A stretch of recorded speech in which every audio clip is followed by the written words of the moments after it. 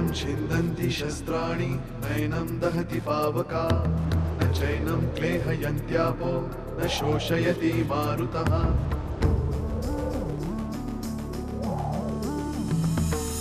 दिवसामागुणरात्र धावते सकाळ संध्याकाळ सूत्रधार जो या साऱ्याचा नामतयाचे काळ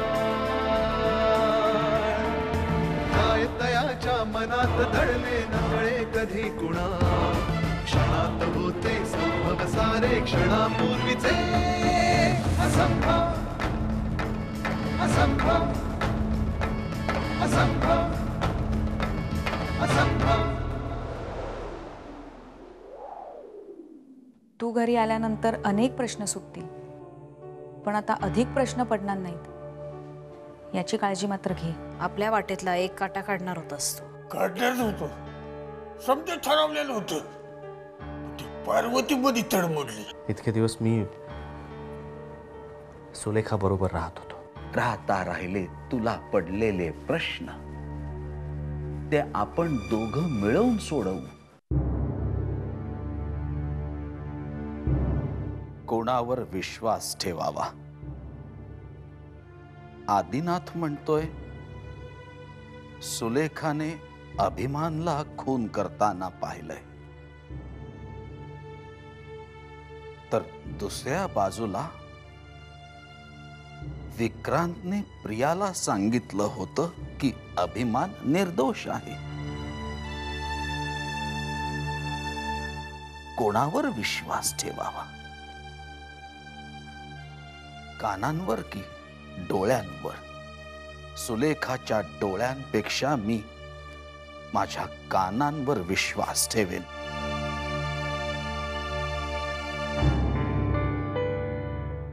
मग जर विक्रांत निर्दोष असेल तर तो नाहीसा का झालाय?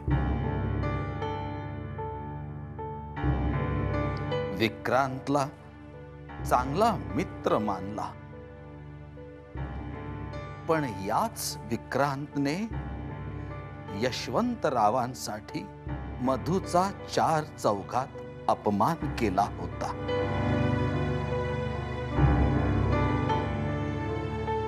तोच विक्रांत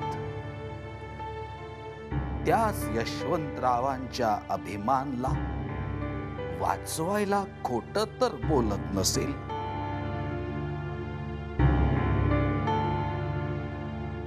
पण आदिनाथ जर म्हणतोय आणि त्याचा सुलेखावर विश्वास असेल तर मी त्याला खोटं कसं ठरवू?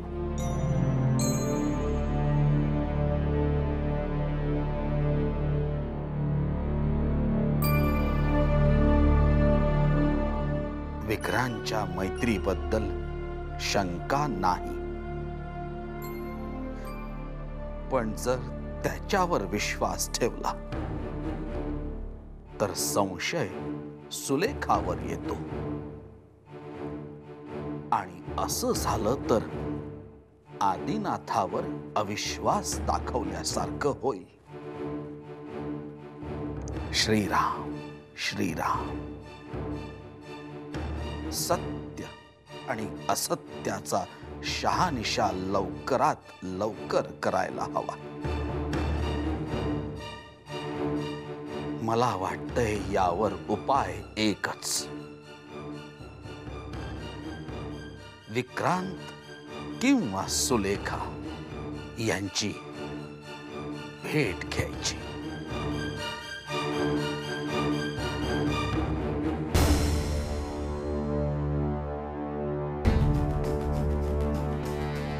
मला वाटतंय यावर उपाय एकच. विक्रांत किंवा सुलेखा.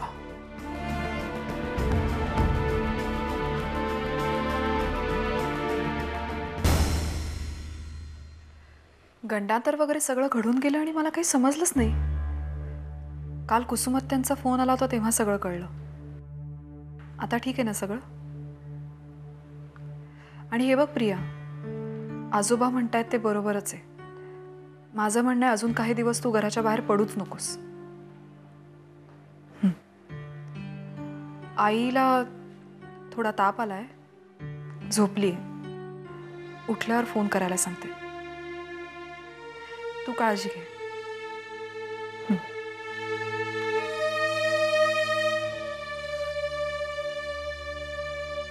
कुणाचा फोन होता ग? प्रियाचा होता. काल कुसुमत्यांचा फोन येऊन गेल्याचं मी तुला मुद्दामच सांगितलं नाही. प्रियावर गंडांतर आलं होतं. तिच्यावर कोणीतरी हल्ला करायचा प्रयत्न केला. बापरे, काय सांगतेस काय? मग कळलं का कुणी हल्ला केला ते?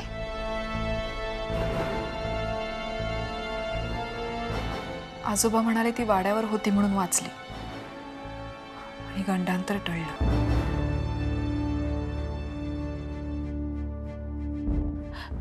मला प्रियाला भेटायचंय. थांब, मी फोन लावून देते. नाही, फोन नको. मला तिला प्रत्यक्ष भेटायचंय. हे बघ आई, आजोबांनी तिला बाहेर पडू नकोस म्हणून सांगितलंय. मी तुला फोन लावून देते. नाही नको, फोन नको. मी तिला भेटेन नंतर, ती येईल तेव्हा. आई, त्या फोनचा इतका धसका का घेतलायस तू? हे मनाचे खेळ थांबव, नाही तर भास वाढत जाते. मग ते भास नव्हता तो. बरं बाई, तुला नाही ना करायचा फोन? ठीक आहे. ताप बघू. आहे अजून. हे बघ, मी औषधं घेऊन येते, तू झोप.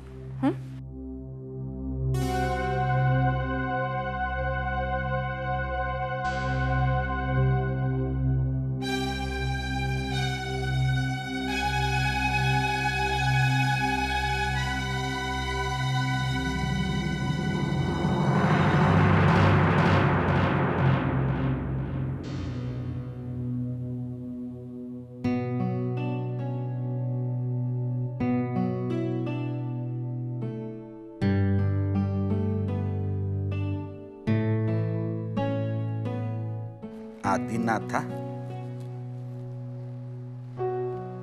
तुझ्या मनातला गोंधळ अजून संपलेला दिसत नाहीये. कसा संपेल असो, मनातले प्रश्न वाढतच चालले.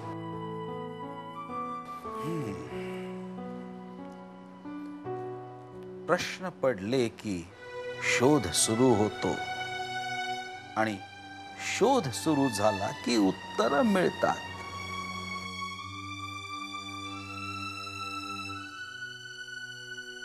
गेल्या 2 दिवसात मी काय विचार केला आहे तो ऐक. सुलेखा आणि विक्रांत या दोघांची विधानं 2 टोकांची आहेत. याचाच अर्थ एक कोणीतरी खोटं बोलतंय आणि एक कोणीतरी खरं बोलतंय. आणि म्हणूनच मला दोघांनाही भेटावं लागेल.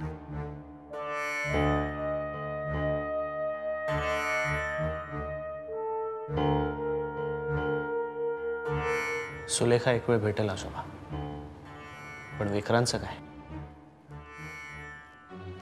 विक्रांतचा पत्ता लागेपर्यंत मी सुलेखाला भेटतो, तिच्याशी बोलतो. तिला कसं भेटायचं, कुठे भेटायचं हे तू ठरवायचंस. पण एक मात्र नक्की, या प्रकरणात जो कोणी खोटा ठरेल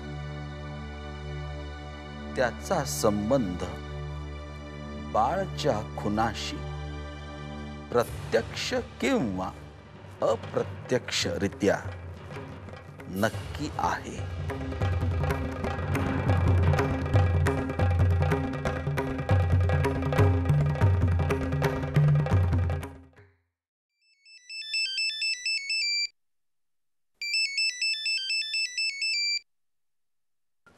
हॅलो. यशवंतराव सरंजामे बोलतोय. बोला. काय आम्ही काय बोलणार. हात जोडून विनंती करायची होती आणि त्यासाठी आपलं दर्शन घडलं असतं ना तर फार पुण्यवान समजलं असतो मी स्वतःला. कशाला? हे बघ, दुखत्या नसेवर पाय ठेवलं ना तर हत्ती सुद्धा कोसळतो. इथे वार झालेत. आदिनाथ शास्त्री, माझं जगणं अशक्य झालंय. माझ्या जगण्या मरण्याचा प्रश्न आहे म्हणून फोनवर भेट मागतोय. कळलं? एक भेट हवी मला तुझी, फक्त एक भेट. कुठे, कधी, कशी, तू ठरव. मला विचार करावा लागेल. काय? ठीक आहे, तुझ्या घरी येऊन भेटतो तुला. हं? कधी येऊ सांग? आता येऊ? नाही, नको. यशवंतराव सरंजामेची पावलं आमच्या घराला न लागलेलीच बरी. मीच येतो. पण माझी एक अट आहे. भेट आपल्या दोघांचीच व्हायला हवी. आणि कुठे आणि कधी ते मी सांगेन. ठीक आहे, भेट. टाळू नकोस.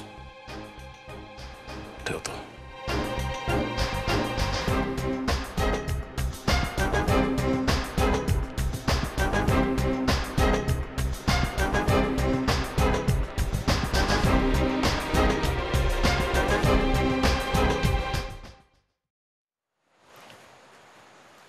अरे आदी, काय आलं बाबा?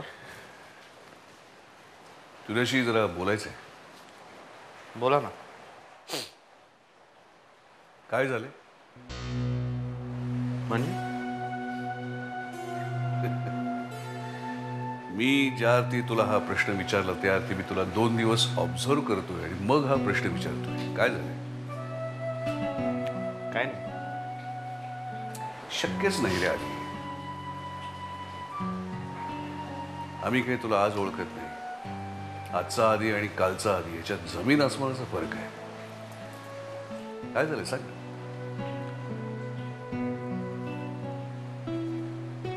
तुम्ही माझा कॉन्फिडन्स बिल्डअप करण्यासाठी माझी समजूत काढलीत. पण मी जे काम हातात घेतलंय त्यात जोपर्यंत मला यश मिळत नाही तोपर्यंत मला कॉन्फिडन्स येणार नाही. हे तुम्हालाही माहिती. मान्य मला. मग काय करायचं आपण सांग. जे काही करायचं ते आपण सगळ्यांनी मिळून करायचंय. कारण तुला कॉन्फिडन्स हवाय, आम्हाला आमचा आधी हवाय.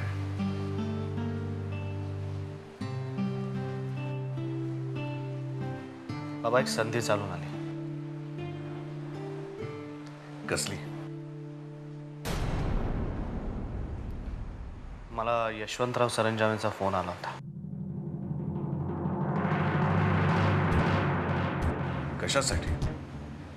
त्याला भेटायचंय मला. आधी ही संधी नाहीये, ही चाल आहे. नाही बाबा, मला नाही वाटत आहे असं. पण मला वाटतंय, कारण मी हे भोगलंय एकदा. तेव्हाची परिस्थिती वेगळी होती, आताची परिस्थिती वेगळी असू शकते. आधी सरंजामे हा सरडा आहे रे. सारखे रंग बदलतो आणि म्हणून लोक त्याला फसतात.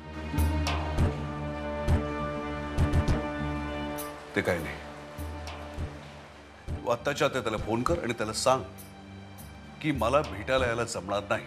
तुला कठीण वाटत असेल तर मला सांग, मी फोन करतो. आणि त्याला भेटायला का जायचं? त्याची इच्छा आहे म्हणून. काहीही आवश्यकता नाही त्याला भेटायला जायची. बाबा, असं काय करताय? मला फक्त एक क्लू हवाय. बाळ काकाच्या खुन्याचा शोध घेण्यासाठी मला कुठलाही पर्याय सोडायचा नाही. आणि मला असं वाटतं की तो क्लू स्वतः सरंजामेच देईल मला. आता याच्यावरती मी काय बोलू शकतो आधी?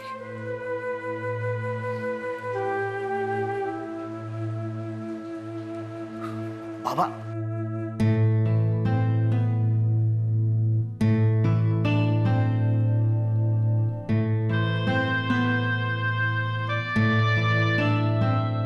आपल्या घरातल्या माणसांची मनं कशाने बनली आहेत हेच मला कळत नाही. श्रीराम श्रीराम. काय झालंय मधू? काय झालंय काय?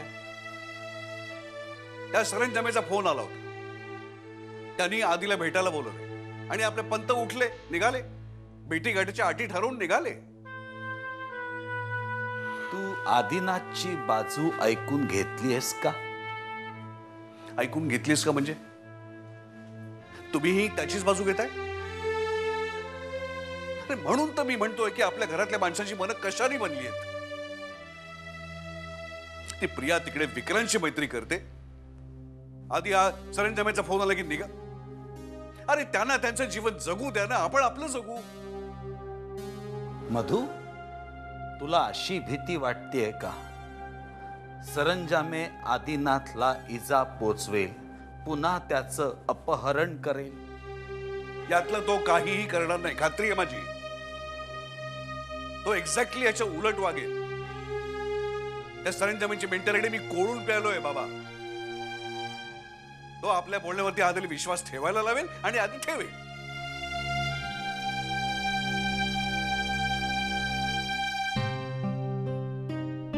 मधू, आदिनाथच्या या भेटीतून कदाचित आणखीन काही गोष्टी निष्पन्न होऊ शकतील. काही कोडी उलगडू शकतील.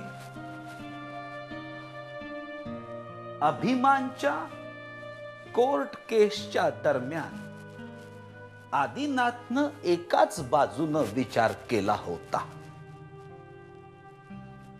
आता या भेटीनंतर कदाचित आदिनाथला आणखीन एखादी बाजू कळेल आणि पुन्हा केस उभी राहिली तर आपली बाजू भक्कम होईल. या सगळ्या भाबड्या अशा आहेत बाबा. अरे पण आदिनाथला ठाऊक नाहीये का तो सरंजामे कसा आहे ते? तर म्हणून तर मी म्हणतोय ना की हे सगळं काय चाललंय. त्याच्या प्लॅनला आपण सरळ सरळ बळी का जातोय? मधू,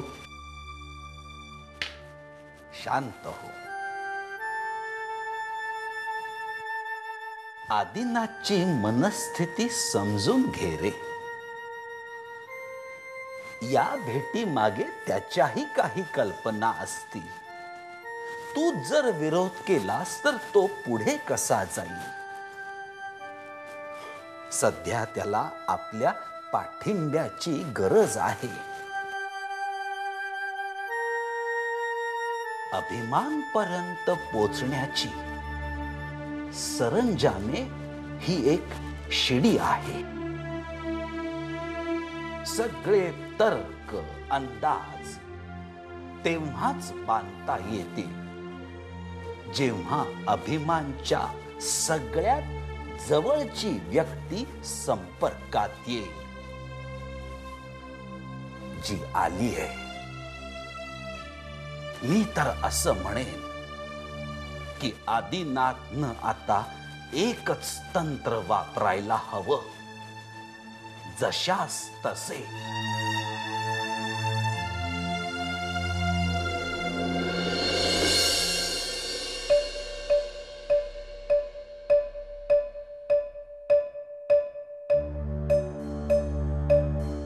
आदिनाथ शास्त्री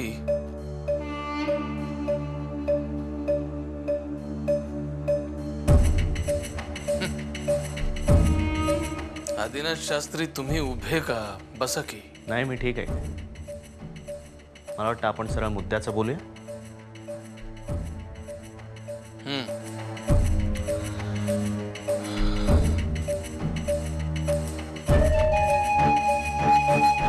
अभिमान सरंजामे माझा मुलगा, ज्याच्यावर आरोप आहे की आरोप नाही, त्याने खून केलाय. नाही केलाय. पुरावा आहेत तुझ्याकडे? हवाय. बाळकाकाचा खून झाला तेव्हा तिथे बाळकाका आणि अभिमान सरंजामे हे दोघच होते. तुमच्याकडे आहेत काही पुरावे तो निर्दोष असल्याचं? आहेत.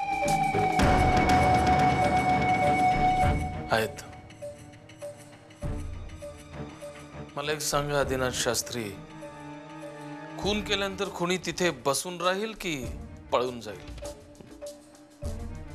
धक्का कोणाला बसेल, खून करणाऱ्याला की खून पाहणाऱ्याला? अभिमान सरंजामे त्या खोलीत होता, पण त्या क्षणापासून तो हलत नाहीये, बोलत नाहीये. मी त्याचा बाप मला सुद्धा ओळखत नाहीये. तुम्हाला काय वाटतं का?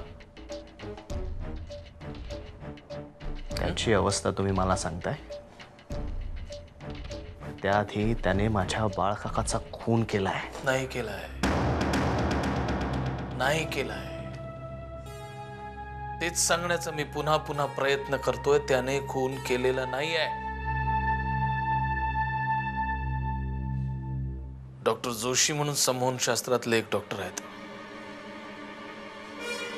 डॉक्टर प्रदीप जोशी.